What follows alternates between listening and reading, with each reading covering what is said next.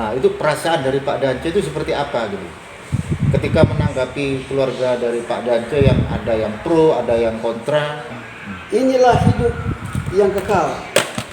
Itu yaitu mereka mengenal engkau satu-satunya Allah. Nah, Oh iya. itu disebutkan kul huwallahu ahad. Allahu ahad. Artinya Allah yang esa, satu-satunya. Iya. Ahad itu satu, bukan dua. Iya.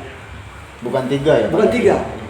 Ada yang bilang Trinitas. Nah, ini kan Pak Dance ini kan seorang pendeta yang pasti sedikit banyak paham dengan konsep Trinitas. Sebenarnya ada nggak sih pengajaran Trinitas itu di Bible, Pak Dance? Tutup kurung. Nah, dalam kurung Ya. itu artinya tidak berdasarkan pada teks asli. Oh gitu. Ya, jadi لا تنسوا الاشتراك في قناة مؤلف تي في ومشاهدة الحلقات وضغط زر اللايك والاشتراك في القناة وإرساله إلى الأصدقاء. شكرا. Jadi beliau mengatakan bahwasanya jangan lupa ikuti ya dan tonton video-video yang ada di channel Mu'allaf TV. Oh ya, dan jangan lupa klik tombol like, kemudian komen dan subscribe.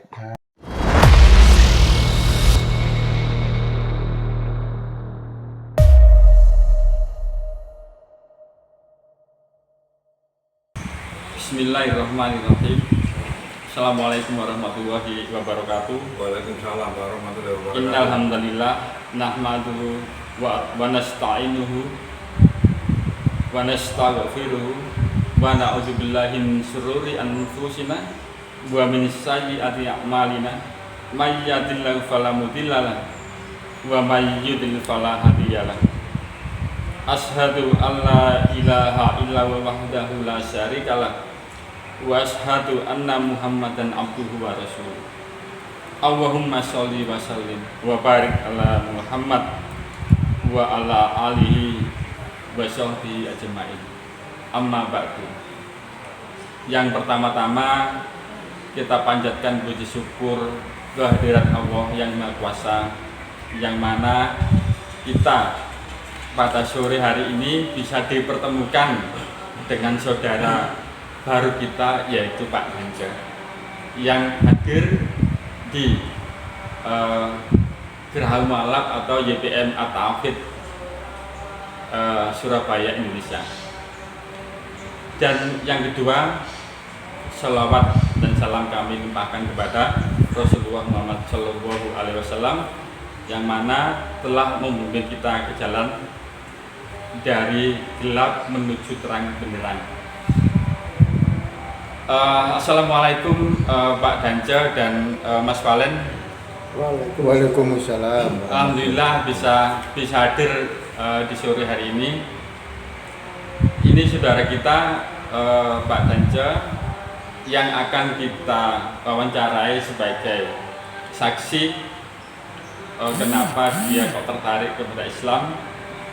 Dan juga ada saudara kita Mas Valen, juga seorang mu'allaf, yang akan juga memberi wawancara kepada saudara kita yang baru, Pak Dance.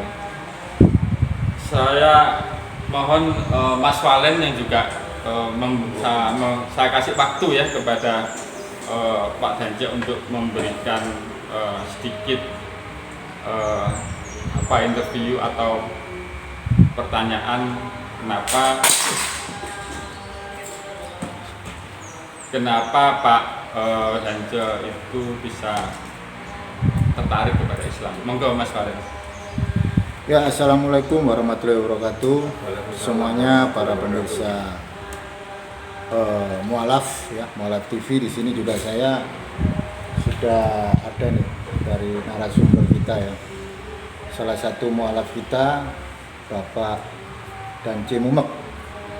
Assalamualaikum warahmatullahi wabarakatuh, Pak Dance. Waalaikumsalam. Gimana kabarnya hari ini, Pak Dance? Ya, baik, sehat. Nah, ini ada hal yang menarik untuk para pemirsa para mu'allaf ini ya. Dan di sini udah bergabung Pak Dance gitu. Jadi saya ingin ingin sedikit mengkorek-korek sedikit ya terkait bagaimana hijrahnya Bapak Dance dari iman yang lama ke iman yang baru menjadi seorang muslim. Nah ini ada beberapa pertanyaan Pak Dance ya yang udah saya buat ya. Nah, mungkin dari pertanyaan ini nanti Pak Dance bisa memberikan jawaban yang sekiranya bisa menjadi satu narasi edukasi yang positif bagi para pemirsa mualaf yang ada baik di media sosial dan dari istilahnya para mualim, para ikhwan fillah, semuanya bisa menjadi satu motivasi gitu. Nah ini ada satu pertanyaan ini Pak Dance ya terkait dengan kemualafan Pak Dance ya kan. Kalau boleh tahu Pak Dance ini dulunya ini seperti apa dalam tanda petik imannya yang dulu, terus habis itu hijrah dari iman yang lama ke iman yang baru ini seperti apa Pak Dance? Silakan Pak. Iya. Iman saya dahulu sebagai Kristen. Saya adalah seorang pendeta pada Gereja Pantekosta Serikat di Indonesia. Ya. Dan selain itu saya sebagai dosen di salah satu sekolah Alkitab, sekolah tinggal Alkitab yang ada di mengajar Islamologi dengan bahasa Inggris. Ya otomatis sebelum mengajar kita belajar. Kita menemui kesimpulan bahwa saya harus masuk Islam. Ya. Ketertarikan saya masuk Islam, saya melihat pada perjanjian lama lalu saya bandingkan dengan perjanjian baru. Nabi Musa alaihi wassalam dan Nabi Isa alaihi wassalam mereka menyembah hanya satu Tuhan. Ya. Dan apa yang dilakukan oleh para nabi pada perjanjian lama seperti contoh sebelum masuk tempat ibadah membersihkan, ada bagian-bagian yang dicuci dalam bahasa Arab, bahasa Al-Quran itu wudu. Ya, seperti kaki, tangan dan sebagainya. Oh iya. Lalu masuk tempat ibadah. Bahkan juga pada saat mau menghadap hadirat Allah, berada ke tempat yang Maha Kudus, mesti tanggalkan sendal, kasut. Ya. Dan hal ini juga itu dilakukan oleh Yesus Kristus. Ya. Jadi seorang mualaf itu termasuk saya. Pada saat dia hijrah, Kristen masuk Islam, sebetulnya Alkitab itu yang menjadi pedoman, petunjuk. Dan ketika berada dalam suasana Muslim, justru tidak meninggalkan Yesus atau tidak meninggalkan Isa Al-Masih. Justru menjadi motivasi. Motivasi. Justru semakin mencintai Yesus. Dan bukan hanya itu. Masuk Islam, kita juga tetap masih yakin semua nabi-nabi yang ada dalam Alkitab itu, termasuk Nabi Musa, ya, nabi-nabi yang terdahulu, sebelum baginda Rasulullah. Ya, betul. Ya. Dan ada lagi? Ya, gini. Ketika seorang itu mualaf, dia telah memiliki ilmu, ya, termasuk ilmu bahasa. Nah, saya yakin waktu Yesus Kristus ada di muka bumi, dia menyampaikan khotbah berbahasa Aramaik. Dan ini juga digunakan di Palestina sebelum Isa Al-Masih. Nah, ada beberapa pakar mengungkapkan bahwa bahasa Arab itu berkembang menjadi bahasa Arab. Jadi menurut saya bahwa penyembahan para nabi-nabi itu hanya diperpanjang, bukan menciptakan agama baru, hanya diperpanjang. Ketemu caranya Islam, berdoa dalam bahasa Arab yang adalah rumpun bahasa Aramaik itu. Ya. Dan Bentar, Pak. Berarti saat itu Pak Dance meyakini enggak bahwa Tuhannya para nabi itu sama sehingga sampai Nabi Muhammad waktu saat itu menjadi sebelum masuk Islam kemudian sampai masuk Islam. ya, sebelum saya masuk Islam, saya sudah meyakini bahwa sesembahan saya di saat masih Kristen adalah sama dengan sesembahnya orang Yahudi dan sesembahnya orang-orang Muslim. Ya, apa saya boleh baca satu dari Boleh, silakan. di sini. Boleh Pak Dance. Iya. Seperti contoh di sini ya. Yesaya pasal 57. Kan Allah Subhanahu wa taala, Allah yang Maha Tinggi dan Maha Mulia. Dan kata yang Maha Tinggi dan yang Maha Mulia itu juga dituliskan dalam kitab suci. Ya ini. Yesaya pasal 57 ayat 15. Sebab beginilah firman yang Maha Tinggi dan yang Maha Mulia. Nah, lagi-lagi saya temukan di Keluaran 34. Keluaran 34. Ini. Keluaran 34 ayat 6. Berjalanlah Tuhan lewat dari depannya dan berseru, Tuhan, Tuhan Allah penyayang dan pengasih. Jadi Ar-Rahman, Ar-Rahim, penyayang dan pengasih. Ya. Saya temukan juga di kitab Amos pasal 5 ayatnya yang ke-27 bagian B-nya saja karena panjang. Firman Tuhan yang namanya Allah semesta alam. Jadi disebutkan yang namanya Allah semesta alam. Jadi ada kata nama Allah. Pak Yesaya 5 ayat 16. Yesaya 5 ayat 16. ya.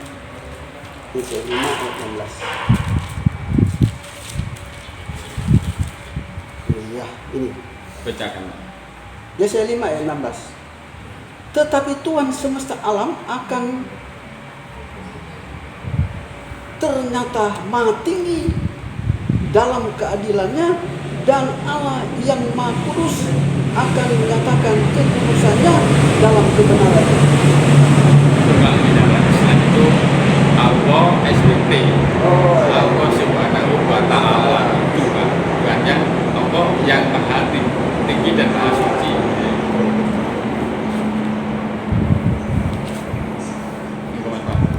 Ya, itu sedikit narasi yang mungkin belum spesifik ya, yang disampaikan sama Pak Dance ya. Namun sebelum masuk yang ke lebih spesifik nih, kita mau tanya lagi nih sama Pak Dance ya. Pak Dance, ketika Pak Dance ini istilahnya udah hijrah ke Islam, ya kan? Terus bagaimana nih? Kan pasti Pak Dance ini kan memiliki family atau keluarga gitu. Tanggapan keluarga ketika Pak Dance ini hijrah ke Islam ini tanggapannya seperti apa Pak Dance? Iya, ada dua hal. Ada menganggap Pro dan negatif kontra, ya? dan ada positif, pro dan kontra. Iya, pro dan kontra. Ya, semacam anak saya sendiri ada yang belum menolak. Oh Ya. Masih non-Muslim. Iya, termasuk istri masih non Muslim. Jadi terkait dengan keluarga Pak Dance ya, kan ada nih yang pro dan kontra nih. Apakah Pak Dance ini kayak gimana ya, merasa kayak aduh keluarga saya ini kok ada yang pro dan kontra gitu. Nah itu perasaan dari Pak Dance itu seperti apa gitu ketika menanggapi keluarga dari Pak Dance yang ada yang pro, ada yang kontra, itu tanggapan Pak Dance gimana? Ya, saya sendiri hanya tenang dan berdoa. Oh, Ya, saya terima dengan tabah dan saya terus mendoakan agar istri dan keluarga saya full. Mual. Semoga diberikan hidayah. Karena kan hidayah itu adalah milik Allah. Yang kita tidak boleh paksa. Jadi lakum dinukum waliyadin Pak Dance ya. Iya. Sekarang istri saya justru diangkat sebagai gembala sidang. Oh, gembala sidang. Tapi Salah ketika satu istri diangkat jadi gembala sidang kan tidak membuat iman Pak Dance semakin menurun kan? Ketika Pak Dance udah hijrah ke Islam. Iya. Walaupun istri saya telah menjadi pelayan Hamba Tuhan dalam hamba gereja. Tuhan dalam gereja sebagai gembala, saya tidak goyang, tetap saya Tetap teguh ya? istiqomah. Ya. Maaf, Tekun Pak. mempelajari Islam. Maaf Pak Dance, putranya berapa? Iya, 2 putra, 1 putri. Keduanya masih belum mu'alaf. Ketiganya masih belum mu'alaf. Iya, barusan saja. Harus satu yang mu'alaf ya. Semoga nanti Allah memberikan hidayah satu jadi satu dan semuanya nanti ikut Pak Dance. Insya Allah. Ya oke Pak Dance, lanjut lagi nih ya. Kita udah tahu bagaimana perjalanan dari Pak Dance nih ya. Dari iman yang lama ke iman yang baru, terus dari basic family, keluarga, ada yang pro dan ada yang kontra. Tapi itu tidak membuat Pak Dance jadi patah semangat kan gitu ya. Nah, setelah masuk ke Islam ini kan pasti dong Pak Dance ini kan sering kali nih diundang ke sana kemari kan kayak gitu Pak Dance ya. Iya. Nah, dalam suatu undangan itu apa sih yang Pak Dance sampaikan kepada teman-teman atau kepada mereka yang mengundang Pak Dance ini, apa yang mau disampaikan Pak Dance? Iya, saya pernah diundang di salah satu masjid. Ya. Ya, di Jawa Timur dan Ya. pernah juga di Manado. Ah. Ya, saya menyampaikan kebenaran Islam itu. Seperti apa? Ini menariknya nih, seperti apa ini? Kebenaran Islamnya itu seperti apa? Kan pasti ada perbedaan kan, Pak Dance. Ada perbedaan antara iman Kristen dengan iman Islam. Yang membedakan itu apa? Dan persamaannya di mana gitu. Jadi biar istilahnya itu kita nggak terlalu apa ya bahasanya itu ya. Tidak terlalu mendiskreditkan satu golongan. Jadi harus objektif gitu Pak. Ya.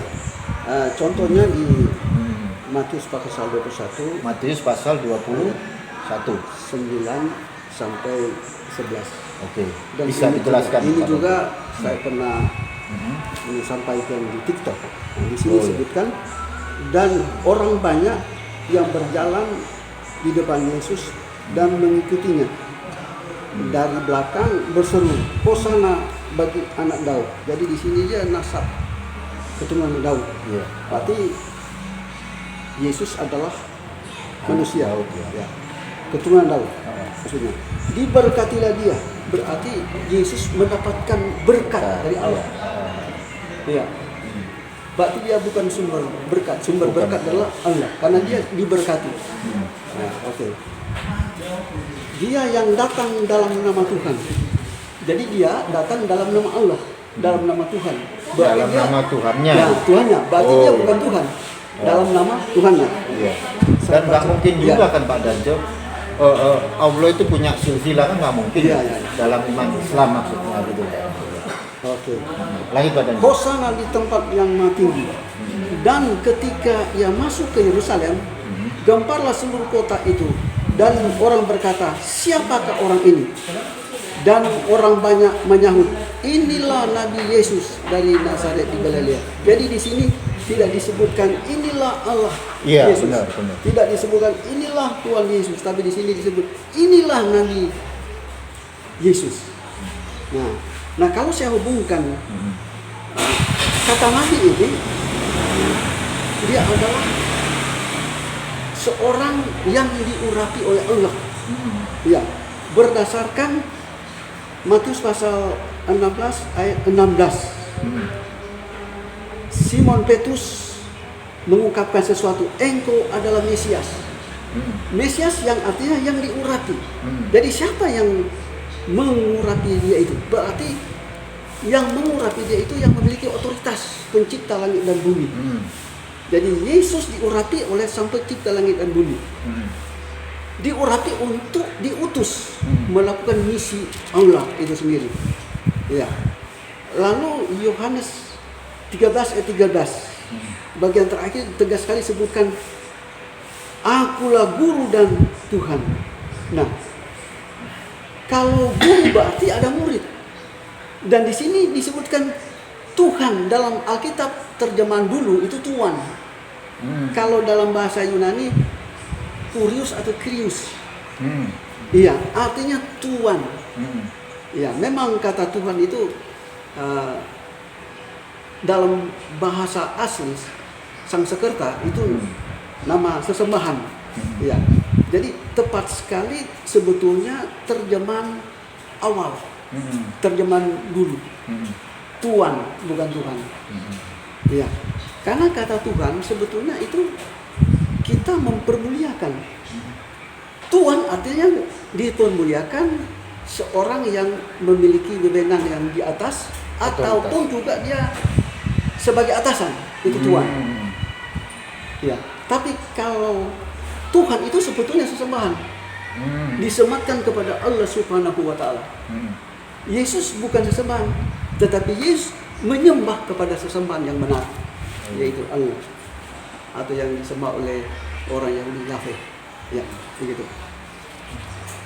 Jadi Bapak waktu itu tidak sepakat ya kalau akulah guru dan Tuhan itu tidak sepakat, atau berpikir dua kali atau gimana itu? Karena kan saya berdasarkan bahasa asli. Oh gitu.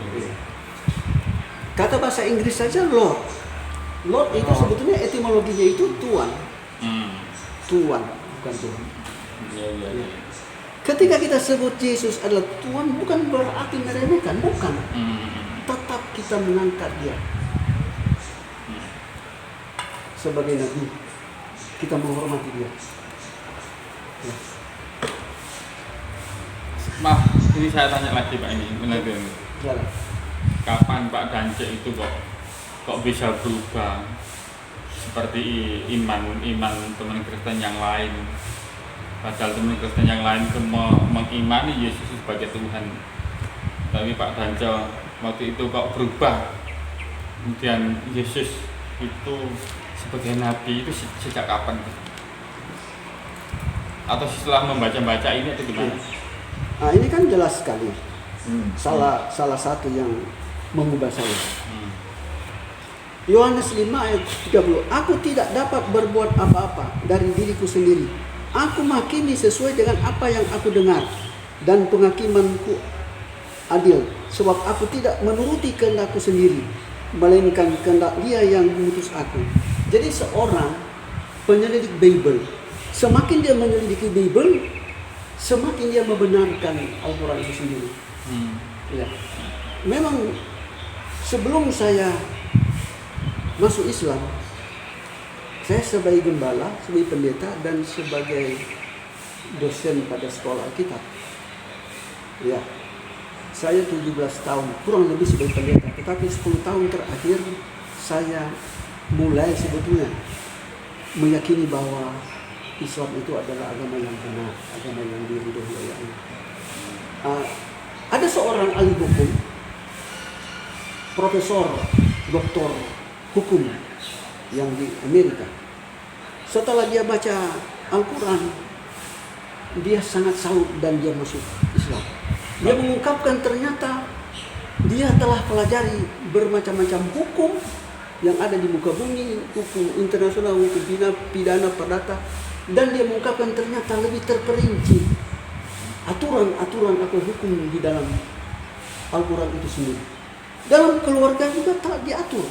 Bahkan dalam perkawinan kita melangkah saja telah diatur di dalam Al-Quran itu. Itu hukum. Ya. Allah Subhanahu wa taala telah mengatur kita di bumi ini. Ya. Kita ikuti saja peraturannya, maka suatu saat kita berada pada tempat tujuan.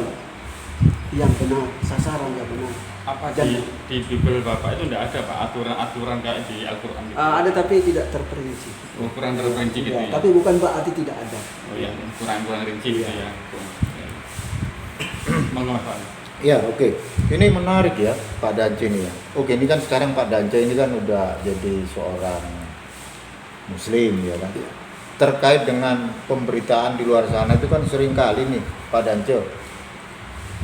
Ada dari sebagian teman-teman atau di luar sana itu selalu menarasikan bahwa Islam ini identik dengan yang namanya teroris. Nah, ketika Pak Danco yang dulunya dari iman yang lama masuk ke dalam iman yang baru yaitu Islam, apakah ada ajaran-ajaran di dalam Islam itu yang berbau teroris? Gimana itu Pak Danco? Sebelum saya masuk Islam, Hmm. saya tidak pernah temui Hmm. bahwa Islam itu teroris. Iya. Iya, karena kebenaran Islam itu mencintai sesama, rukun kepada siapa saja. Hmm. Iya, Berarti tuduhan-tuduhan di luar sana terhadap Islam dengan narasi yang negatif kan banyak sekarang iya Pak Danco, ya. banyak. Dari teman-teman kayak kalau kita di media sosial nih di satu kayak apa ya perdebatan kayak begitu-gitu Pak Danco. Kadang mereka itu selalu mengkaitkan bahwa Islam ini teroris gitu loh. Berarti secara tidak langsung kan mereka sudah mendiskreditkan. Iya. Kita tahu kan Pak Danco kan sering nih ngelihat perdebatan segala macam kan kayak begitu ya. Dalam tanda petik mereka yang sudah terpapar Islamophobia kan kayak gitu. Tetapi Pak Danco sendiri ketika Pak Danco mempelajari Islam, apakah pernah diajarkan seperti itu Pak Danco? Iya, seperti saya katakan tadi bahwa Islam itu adalah agama damai. Iya. Dan jika ada yang menuduh bahwa Islam itu adalah teroris, itu sepihak saja. Orang-orang menuduh seperti itu adalah orang-orang yang memiliki pandangan sempit. Kenapa? Saya temui dalam Al-Quran itu kita telah diatur dengan etika yang hari lepas hari harus lebih baik. Jadi kita memberi contoh kepada sesama manusia. Iya. Menjadi seorang muslim yang baik. Taat Baik kepada Allah. Tuhan, Iya, baik kepada manusia. Hablum minallah dan Iya. hablum minannas kan. Iya. Itu menarik ini ya. Menarik sekali Pak. Ini ada contoh ini Pak ya. Ini mungkin yang diklaim banyak orang bahwa Hamas itu adalah teroris Pak ya. Buktinya saat penyerahan Sandra ya Pak ya. Iya. Sandra itu memperlakukan sandranya Hamas itu diperlakukan seperti Seorang persahabatan raja. sendiri, Seorang seperti raja. tamu, seperti raja kan gitu ya. Makannya juga gitu, makannya apa yang dimakan oleh para pejuang Iya. itu kan gitu. Beda yang sandranya muslim yang di Israel ya Pak. Beda sekali yang jauh itu adalah Islam. Memperlakukan sandranya juga tidak boleh membunuh anak-anak, Iya. tidak boleh memerangi ibu-ibu yang Iya. juga tidak boleh memotong pohon atau tanaman-tanaman itu, Betul. itu Islam. Nah, itulah sebenarnya Islam itu adalah agama kasih. Agama kasih. Betul. Ya nih, ini menarik nih ya. Kalau boleh tahu nih Pak Dancen ya. Dulu kan waktu jadi apa ya Kristen kan pasti Pak Dancen ini ada ayat emas kan gitu. Nah sekarang di Islam pasti dong Pak Dancen ini punya salah satu apa ya istilahnya rujukan surah apa yang ada di dalam Quran yang menjadi motivasi dari Pak Dancen. Iya. Saya memiliki pedoman yang semula yang di dalam Al-Quran seperti yang saya sebutkan. Kul huwalahu ahad, Allahu somad, lam yalid walam yulad walam yakul lahu kufuwan ahad. Gitu. Bisa dijelaskan kenapa kok suka dengan surah itu Pak Dancen? Ya, Yang menjadi motivasi dari salah satu surah yang ada dalam Quran. ya. Seperti apa? Ini juga ya, disebut kul huwallahu ahad. Iya, iya. Ini ada hubungan di Bible? Di Apakah Bible. ada di Bible ada? Ada. Di Bible ini. Oh, Bukan ada sombong. ya?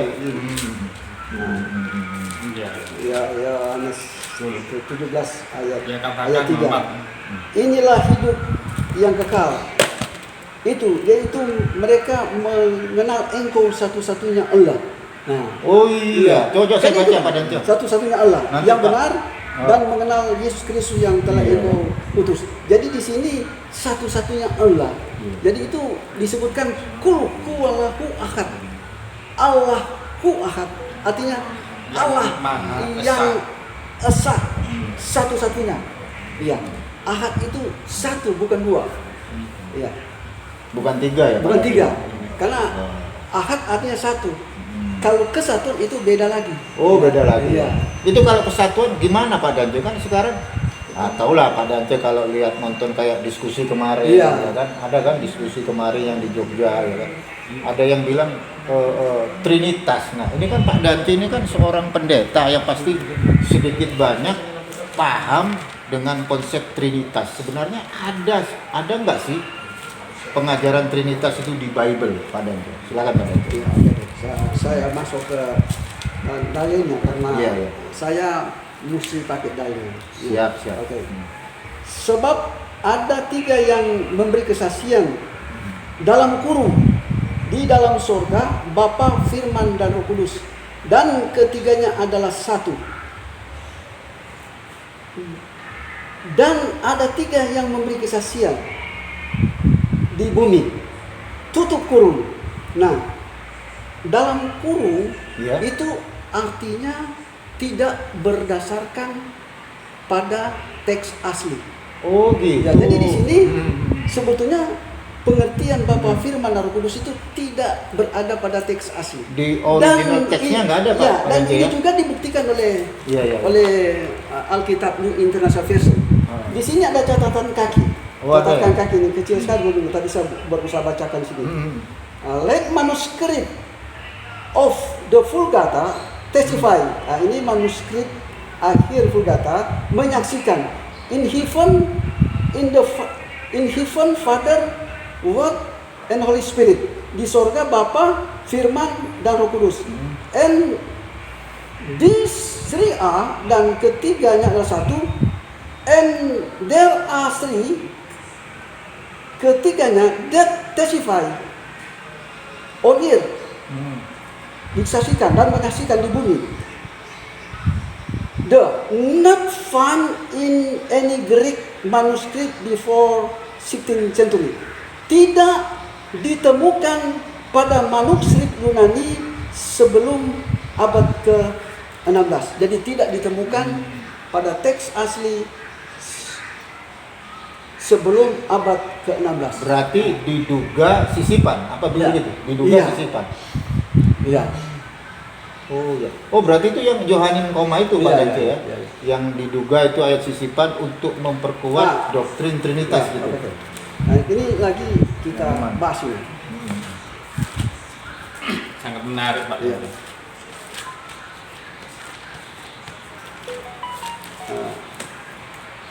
Matius pasal 28 ayat 19.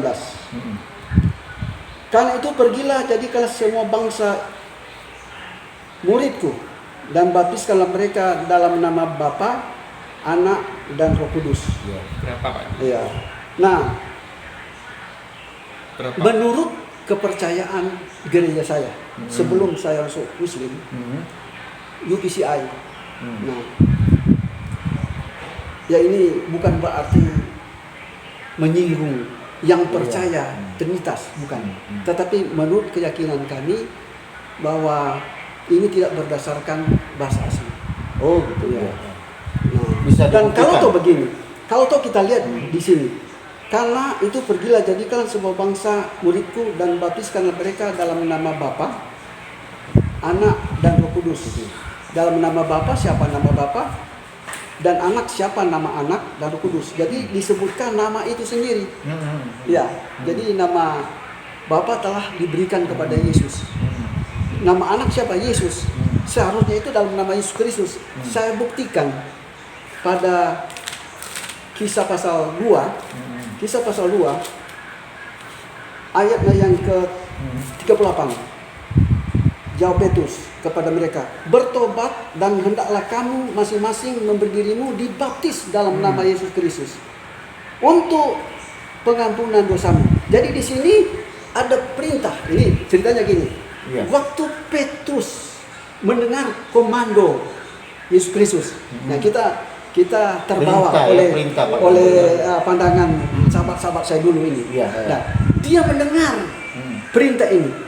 Loh, kenapa Petrus menyuruh kepada orang masa tidak membaptis dalam nama Bapa, Putra, dan Roh Kudus, tetapi Hanya satu nama ya. satu nama, yaitu Tuhan Yesus Kristus. Nah, itu kenapa Pak Ya. Dance ya? Ya. Kok bisa begitu kenapa? Nah, ini menarik. itulah sebabnya Oh. sebelum saya mualaf, saya berada pada satu gereja yang internasional di mana-mana ada, yang tidak meyakini Konsep konsep Trinitas itu. 3 Tuhan.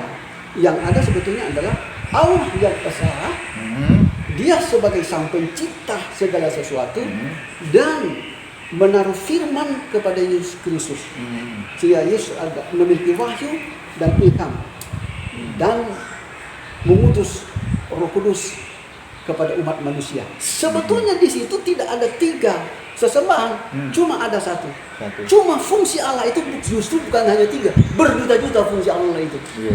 Nah, mari kita melihat bukti Rasul Paulus dan Rasul Petrus membaptis tidak pakai dalam nama Bapa, Putra, Roh Kudus. Saya buktikan di sini. Kisah Para Rasul 10 ayat 48. Lalu ia menyuruh mereka dibaptis dalam nama Yesus Kristus. Tidak ada lalu menyuruh membaptis dalam nama Bapa, Putra, Roh Kudus. Tidak, cuma ada dalam nama Yesus Kristus. Iya, ini Petrus ini yang membaptis. Murid Yesus sendiri ya. Lalu Rasul Paulus juga gitu, membaptis kayak gini.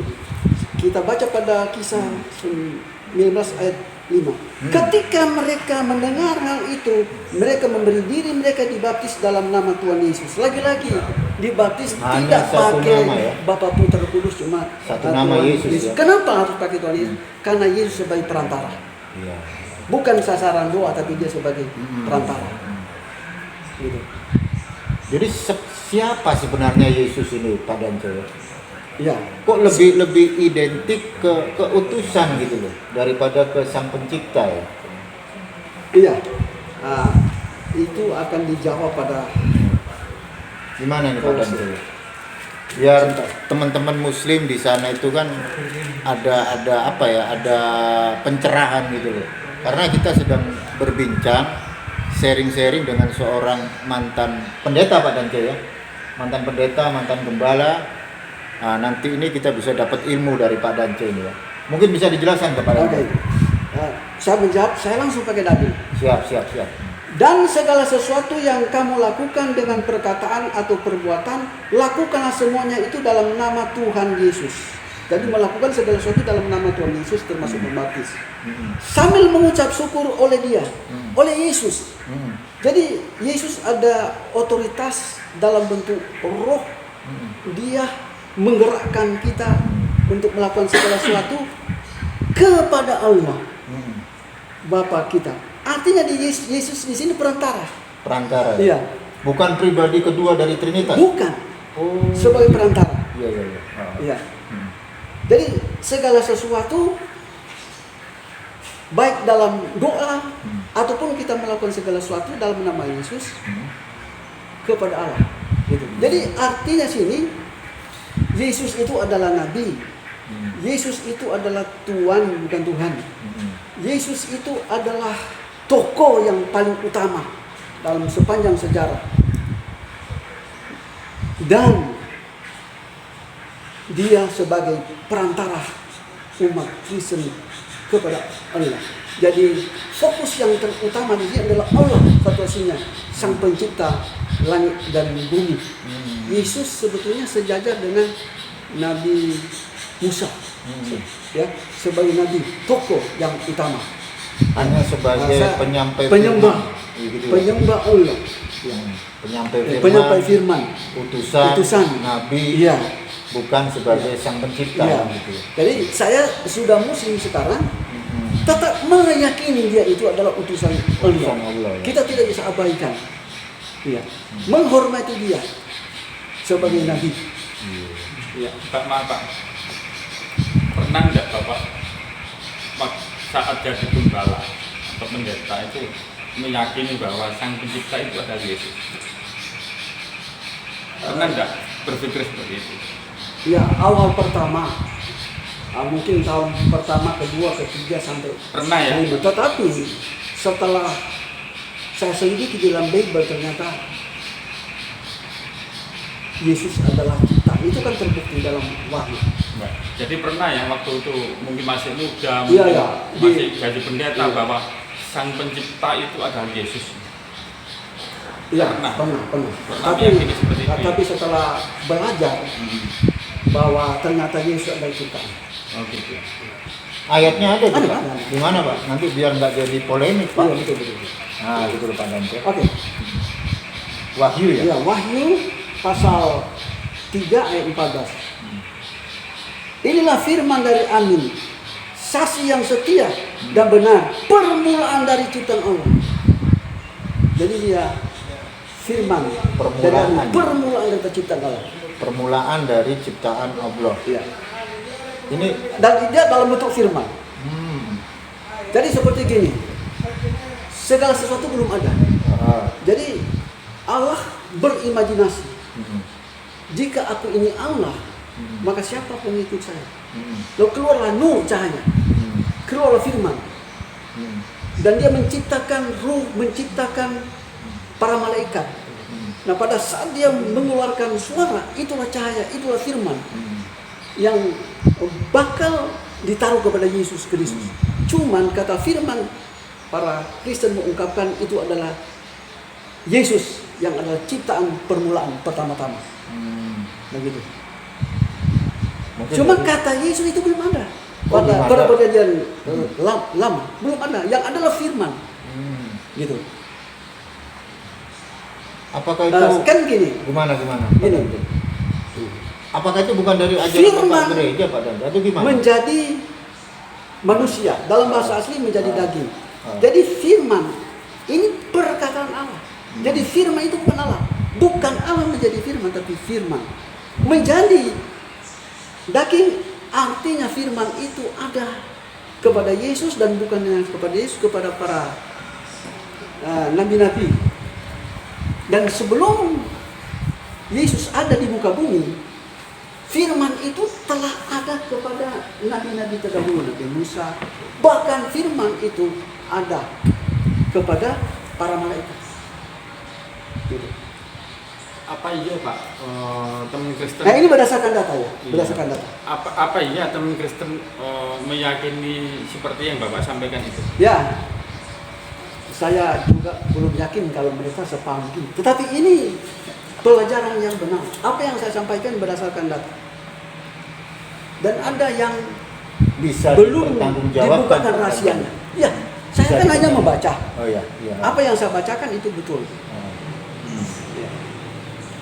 Jadi teman-teman itu Pak mengimani bahwa yang disampaikan Allah seperti di kitab Kejadian itu kan firman pada mulanya ya seperti itu ya. Allah layang-layang di atas air itu kan katanya itu adalah Yesus, benar nggak? Kejadian Itu- 1 ayat 1 sampai Iya, 3 Pak itu Dante. adalah Allah. Nah, itu adalah Allah, Bukan Yesus ya? Bukan. Bukan. Oh, Ya iya. firman kan gitu Pak. Kejadian 1 ayat 1 sampai 3 Pak. Ya. Pada mulanya Allah menciptakan langit dan bumi. Yaitu adalah Allah. Nah, saya berikan contoh begini. Pada mulanya yang mendirikan pesantren ini siapa?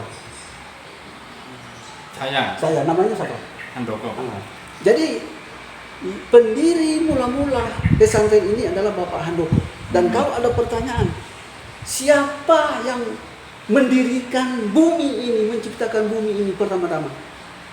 Jawabnya dalam Alkitab, pada mulanya Allah. Jadi Allah yang bernama Allah yang menciptakan langit dan bumi.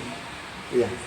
Bumi belum berbentuk dan kosong, gelap gulita, menutupi samudera raya, dan roh Allah melayang-layang di atas permukaan air. Berfirmanlah Allah. Jadi Allah yang berfirman, yang keluar dari mulut Allah itu perkataan. Ini bukan Yesus ini.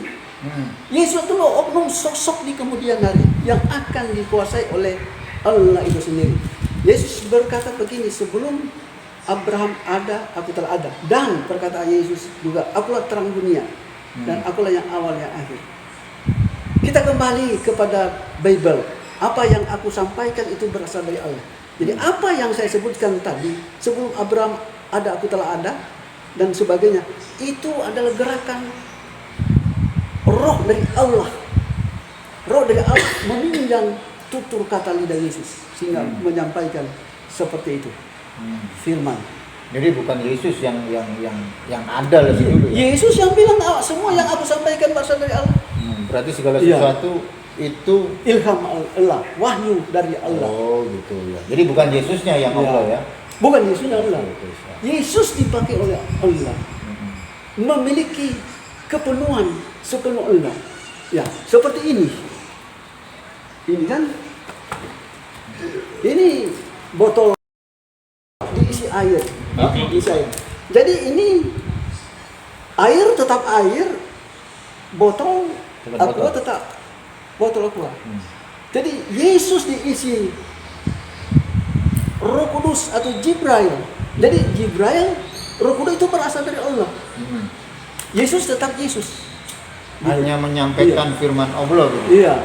Sedangkan ada kepada Yesus itu adalah malaikat Jibril atau Roh Kudus. Belum tentu juga dia disebut Allah. Jibril itu belum. Loh kenapa Yesus disebut Allah? Nah, kembali kepada masing-masing. Biar kita tidak makin nanti Alkitab makin. Memang ada yang dibutakan dan ada yang dibukakan rahasia. Ini menarik tadi ya Pak Danco ya. Tadi di Bible tadi mengatakan bahwa Yesus ada sebelum Abraham ada. Kalimat itu masih di mana?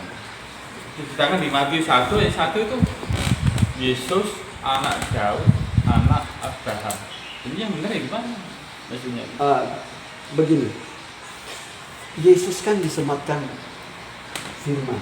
Oh gitu. Ya. Jadi gini, sebelum Abraham ada, aku telah ada. Jadi ada dua hal. Yang berbicara itu kan siapa? Yesus kan sebagai nabi, perantara. Yang berbicara itu adalah ilham atau hikmat yang dari Allah. Yang awal atau sebelum Abraham ada, dia telah ada. Jadi itu eksistensi yang dari Allah itu sendiri, bukan pribadi Yesus. Bukan Yesus ya? Iya. Berarti Yesus ada sebelum Abraham ada itu kalimat itu menurut Bapak gimana? Ya, ini kalimat firman dari Allah. Ya. Bukan Yesus sendiri. Ya bukan Yesus sendiri.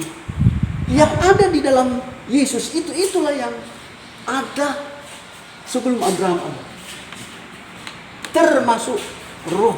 Kan gini, waktu Yesus itu dibaptis, lalu turunlah burung merpati. Lalu kedengaran suara, inilah anakku yang kukasihi, kepadanya aku berkenan. Jadi Allah tidak turun, cuma turun tuh burung merpati. Gitu. Nah, itu kan saya bingung Pak. Memang saya bingung itu Pak. Itu sebenarnya itu sedangkan kata Yesus itu sendiri kan ada setelah ada kitab Injil seperti Yohanes, Matius, Lukas dan itu. Sebelum itu kan nggak ada nama Yesus, nggak ada kan ya? Nggak ada. Tapi kok mengatakan Yesus ada sebelum Abraham ada? Ya seperti saya sebutkan tadi, itu perkataan ilham. Oh ilham ya, Kan perkataannya bukan Yesus. Yesus dilahirkan kan dalam bentuk tubuh jasmani bayi. Ya. Kelahiran itu bukan di zaman perjanjian lama enggak, perjanjian baru. Jadi itu termasuk ilham. Perkataan itu sekali lagi dalam bentuk ilham. Ya, Pak, sekarang saya beralih ke pertanyaan selanjutnya Pak. Ya, enggak itu biar enggak tegang. Iya. ini masalah syahadat ini Pak. Gimana Pak waktu Bapak itu saat itu disyahadatkan atau menerima 2 kalimat syahadat, perasaan Bapak gimana waktu itu? Ya, saya merasa damai. Ya. Kalau saya melakukan segala sesuatu, saya tidak ada damai, tidak ada kesejahteraan, berarti ada larangan. Saya tidak boleh melangkah. Ataupun saya telah mengawali dengan mimpi dan sebagainya. Tetapi setelah saya sadar, saya damai, sejahtera, sehat, sampai sekarang sehat. Ya. Berarti Allah izinkan saya sadar. Ya, kan gini. Waktu sebagai pendeta, saya telah banyak belajar Bible. Setelah saya jadi mualaf, saya diperhadapkan belajar Al-Quran. Jadi di kemudian hari ilmu saya ganda. Kitab suci, Alkitab dan Al-Quran. Ini dari mana? Saya pikir ini dari Allah. Ya. Lagi Pak, ini yang menarik juga sih. Ini saya ada tanya selanjutnya Pak. Waktu saat itu Bapak kan menerima syahadat dan disyahadatkan. Bapak disyahadatkan di mana waktu itu? Di Manado. Di Manado ya. Bapak waktu itu ada yang bimbing tidak setelah disyahadatkan? Saya sudah disadarkan nggak ada. Ada ya? Ayah Sofia Oh dibimbing? oleh termasuk saudara itu. Oh saudara ya, saudara Dan- kita Ipung ya. Dan ada juga salah satu pesantren. Oh gitu ya, dibimbing di sana ya. Alhamdulillah. Mulai dari wudu, doa wudu, kemudian ya doa sholat, Doa sholat dan Kemudian- membimbing menyebutkan 7 ayat Al-Fatihah. dan sekarang juga bisa melakukan itu ya. Lagi Pak ini Pak, ada nggak Bapak setelah masuk Islam kan gini Pak, mungkin menurut teman-teman saya yang non Muslim, Islam itu kalau ibadahnya itu subuh, kemudian zuhur, asar, maghrib, isya, kan 5 waktu ya Pak. Kemudian menurut Bapak itu apa keberatan nggak? Tuh, justru saya merasa bahagia sekali. Ya, pada saat saya wudhu lalu sholat, ya, misalnya setelah saya sebutkan Allahu Akbar, Allahu Akbar, lalu menyebutkan Bismillahirrahmanirrahim, Alhamdulillahirabbil alamin, Arrahmanirrahim, Malikin yaumiddin, iyyaka na'budu wa iyyaka nasta'in, ihdinas siratal mustaqim, siratal ladzina an'amta 'alaihim ghairil maghdubi. Lalu saya sertakan dengan ayat-ayat Al-Quran. Nah, bayangkan sehari 5 kali. 5 kali. Nah, sekurang-kurangnya 2 ayat. Bukankah ini suatu pratikah kita memahami, menguasai ayat Al-Quran itu? Itulah sebabnya orang-orang Muslim itu banyak saya temui menguasai Al-Quran, dan bahkan juga ada sampai 30 juz dia kuasai karena doa itu sehari 5 kali. Nah, bukan hanya kita menguasai Al-Quran atau kita pintar bahasa Arab, tetapi saya temui bahwa sholat itu ya kita dekat dengan Allah. Ya, dekat dengan Allah artinya kita mendapatkan bimbingan dalam segala perkara. Dan selain itu, menurut para ahli medis, gerakan-gerakan sholat itu ibarat kita berolahraga, menggerakkan tubuh sehingga jasmani kita itu semakin sehat dan fit. Terapi sehat. Terapi itu terapi. Oh gitu Iya. ya. Juga Iya. apa Bapak itu nggak merasa kehilangan banyak waktu sholatnya 5 kali kan? Oh, enggak. Biasanya kan di Iya. ibadah yang dulu itu kan seminggu sekali kan? Iya, iya. Nah di ini sehari 5 kali. 5 kali. Iya. Nggak kehabisan waktu gitu. Iya. Enggak ya? Justru malah merasa dekat sama Allah gitu. Iya, iya, iya. Tapi lanjut. Nah. Ada sesuatu yang saya ingin. Ya, coba. Lanjut. Ya, ini ada pertanyaan lagi Pak. Ya, lanjut saja. Sementara saya mencari sesuatu, lanjut saja.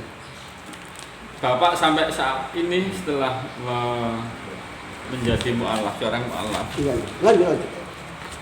Kira-kira ada berapa ayat yang Bapak Al-Quran yang Bapak hafal? Tapi saya nggak banyak, cuma saya ingin satu saja yang Bapak hafal. Selain Al-Fatihah. Iya, saya masih Satu saja. Saya masih Mungkin sementara. ada An-Nas, ada Al-Ikhlas, ada Iya. apa? Al-Ikhlas bisa apa? Bawahnya apa? Ya seperti ini. Qul Iya. huwallahu ahad, Allahu somad, lam yalid walam yulad walam yakul lahu kufuwan ahad, seperti itu. Iya. Coba yang lain itu masih sementara Belajar ya. belajar. Yang maklum saya sudah tua, baru start belajar. Ya. Alhamdulillah, Bapak sudah. Cuman saya kecenderungan justru menguasai dari segi conversation-nya itu. Oh iya, nanti kan Bapak Menguasai bahasa modern. nggak Misalnya masalah. Mas Muka, nama Anda siapakah? Ismi dan Jelima. Min Aina, dari mana? Misalnya Anda min Manado, saya asal dari Manado. Ilah, Anak Ilah, Ilah Aina. Dan Anda kemana? Anda Ilah Jakarta. Seperti itu. Kalau Bapak baca Al-Quran itu Pak ya, meskipun tidak tahu, tidak mengerti maksudnya atau terjemahannya, Bapak itu membaca satu huruf itu sudah mendapat satu kebaikan, dan Allah membalaskan dengan 10 kebaikan. Bayangkan itu. Jadi baca aja Al-Quran. Nanti di sini YPM atau Tauhid siap membimbing semuanya mu'alaf yang mau belajar tentang Islam atau belajar membaca atau ngaji. Ya, bisa saya sampaikan di sini, silakan di sini Yayasan Pembina Mu'alaf At-Tauhid, Jalan Mayangkara 21 Surabaya. Silakan para mu'alaf atau bapak-bapak ibu-ibu yang ingin belajar ngaji, kami siap mengajari ngaji di sekretariat Yayasan Pembina Mu'alaf At-Tauhid, Jalan Mayangkara 21 Surabaya. Termasuk Bapak. Oh iya. Kalau melewatkan di Surabaya sini bisa mendalami agama di sini, ada beberapa ustadz yang siap membimbing Bapak tentang agama Islam.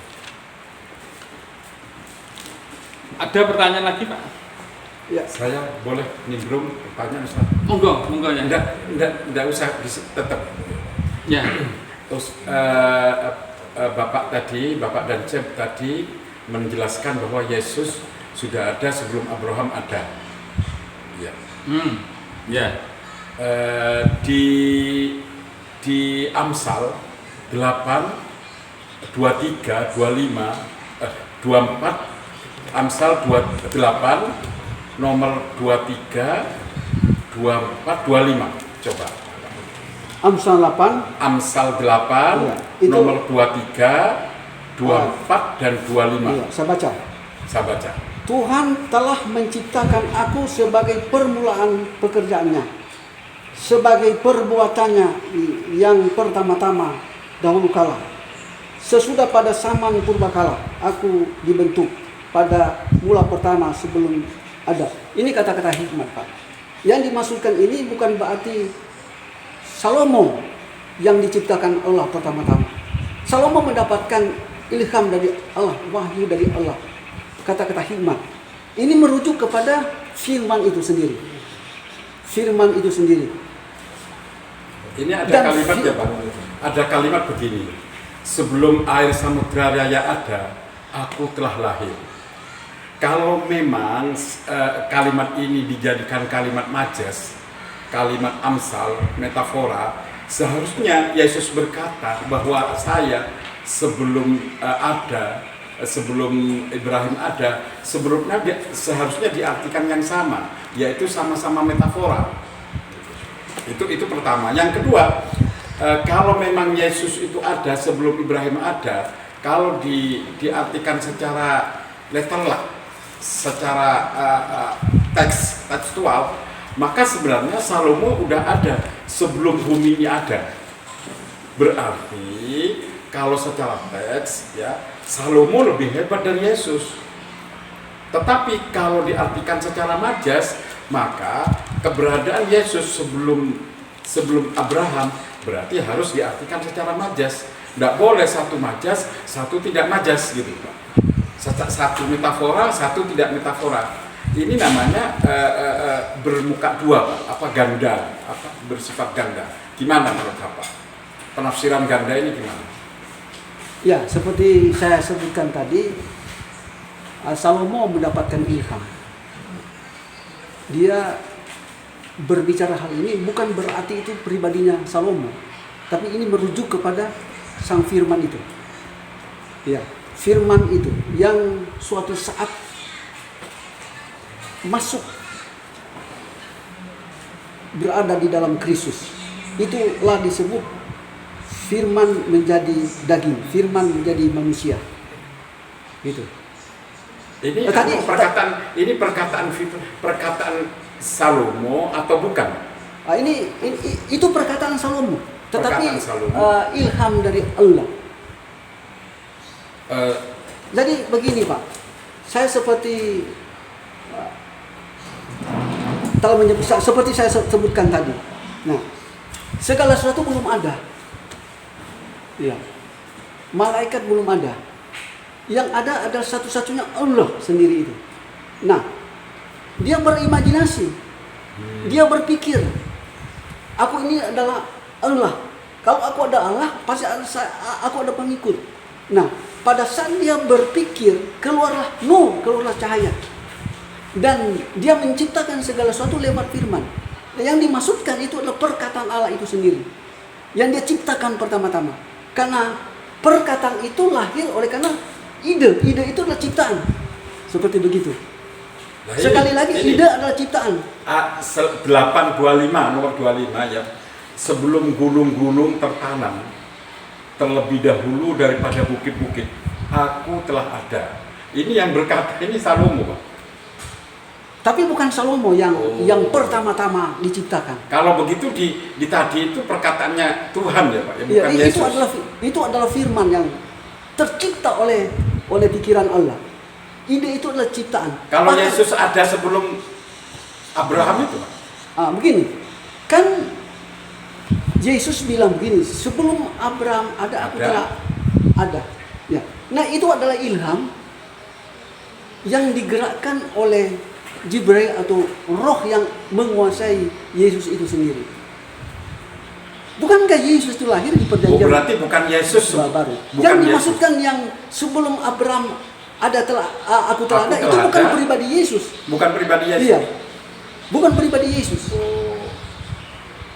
Mestinya nggak nyebut Yesus kan, mestinya karena Yesus itu ada setelah Iya. abad ke-1 kan gitu. Iya, gitu. Berarti pribadi Tuhan. Pribadi Tuhan gini, Roh Kudus atau Jibril atau utusan.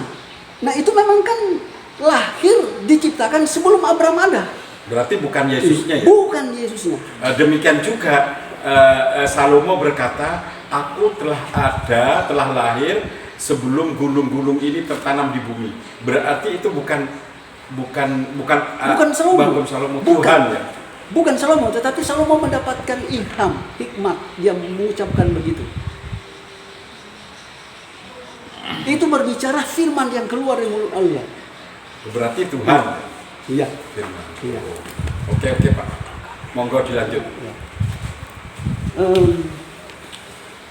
Kadang ya maaf Pak ya, ya mungkin teman Kristen 1, 2, 3, 4, 5, 6, 7, 8, 9, 10 itu kadang menafsirkan satu ayat saja beda gitu, enggak seragam gitu. Ya apa memang begitu ya? Iya. Gitu ya. Karena pemahaman kan Sesuai dengan pengetahuan mereka masing-masing itu gitu. berbeda-beda. Selain setiap denominasi itu berbeda pandangan, ada juga taraf pemikirannya itu tinggi, menengah, dan dasar. Iya. Oh ini lagi Ustaz, boleh izin? Ada? Ada, boleh silakan. Boleh. Terima kasih sama Ustadz Handoko yang memberikan waktu pada saya. Begini Pak ya, sekonyol-konyolnya sekte dalam Islam itu kan Tuhannya satu Pak, sama Allah, nabinya sama Allah. Katakan saya berbeda dengan orang Ahmadiyah. Sekte Ahmadiyah saya beda. Tapi Tuhannya Ahmadiyah Allah dan Nabinya Allah. Cuman Ahmadiyah mempercayai adanya Nabi lagi.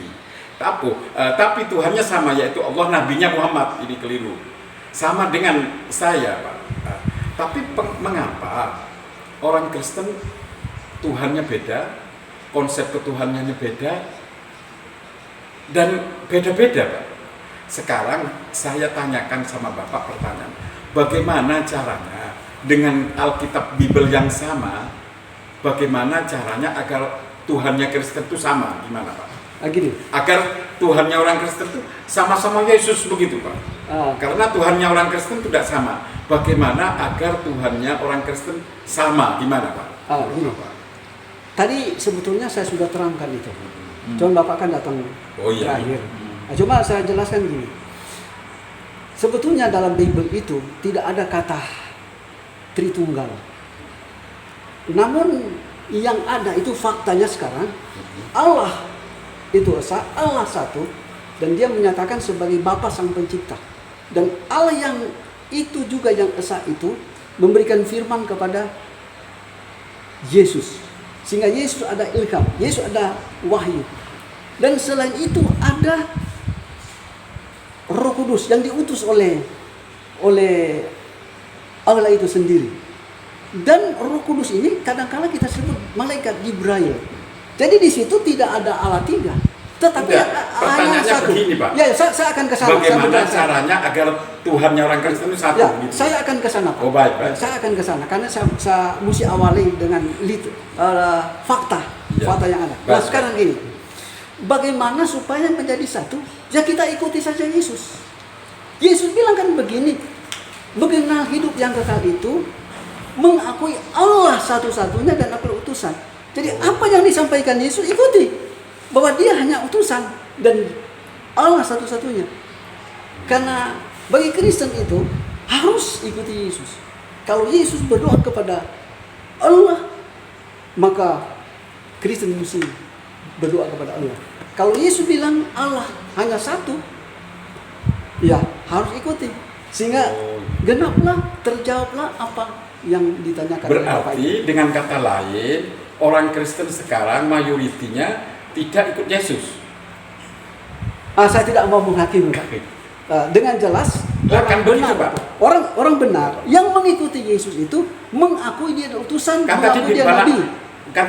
Bapak bilang begini, seharusnya agar sama Tuhannya orang Kristen itu, maka harus mengikuti Yesus. Yang menuhankan satu Tuhan, di mana dirinya dikenalkan sebagai utusan. Betul. Berarti secara tidak langsung Bapak menyatakan orang Kristen itu sudah banyak tidak mengikuti Yesus. Ya, bisa saja. Bisa saja. Bagus ini. Cuma dengan jelaskan mengikuti Yesus, Yesus menyebutkan dirinya utusan dan mengakui Allah satu-satunya. Nah, sekarang iya benar. Dulu kan Yesus itu di pasal itu, Yohanes pasal pasal 17 ayat 3, Yesus itu ngomongnya gini, 2 hal hendaklah kalian mengenal aku sebagai utusan, kan begitu. Hendaklah mengenal Tuhan yang esa dan mengenal Yesus Kristus sebagai utusan. Mengenal. Nah, sekarang orang Kristen itu kebanyakan mengenal Yesus sebagai Tuhan, Pak.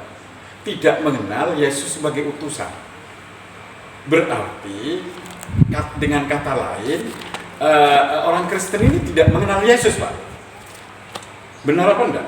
Ya, karena kan enggak. Sekarang Yesus, benar apa enggak, Pak? Kan Bapak tadi bilang mengenal gitu loh. Mengenal tadi kan gitu. Seharusnya bertuhan satu dan Yesus sebagai utusan. Kalimat di Yohanes itu ada kalimat mengenal, Pak. Hendaklah engkau mengenal Yesus sebagai utusan. Berarti orang Kristen sekarang ini secara mayoriti tidak mengenal Yesus sebagai utusan. Begini, Pak. Benar ya, Pak? Mereka mengenal sosok Yesus, tetapi mereka tidak mengakui bahwa dia adalah utusan. Mereka mengakui dia adalah Allah atau Bapa itu sendiri, atau Tuhan. Kan Yesus menekankan, Iya. hendaklah engkau mengenal. Nah, kan coba dibaca. Yohanes 17 ayat 3. Oh iya. Ya, coba dibaca. Biar enak. Ya, tidak apa, itu bagus sekali. Saya juga belajar itu, Pak.